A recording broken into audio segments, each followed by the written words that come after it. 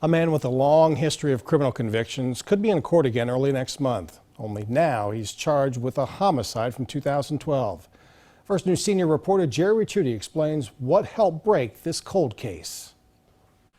It's been 7 years since Melinda Todd was murdered inside her home near Salem, and her young grandson was nearly killed.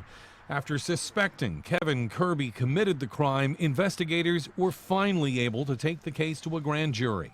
We served him a copy of the indictment, myself and investigators from the Bureau of Criminal Identification, last Thursday.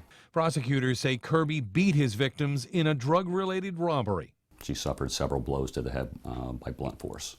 Although sheriff's detectives worked the case early on, it was turned over to the Attorney General's cold case unit a couple years ago.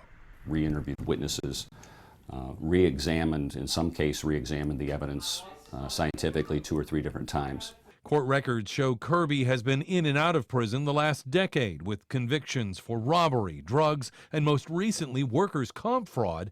He's now in the middle of a 9-month sentence for that.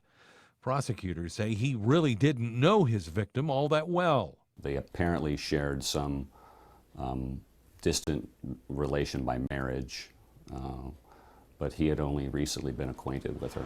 Ironically, the reason Todd's grandson had been living with her was the boy's own mother. Miranda Todd is serving a 15-year-to-life sentence for killing one of her other children. After surviving the beating that night, Cole Reed, who's now 12, lives with other relatives. He has some issues, but it's remarkable that he's alive. As for Kirby, he's expected to appear in court early next month. In Lisbon, Jerry Ricciuti, WKBN 27 First News.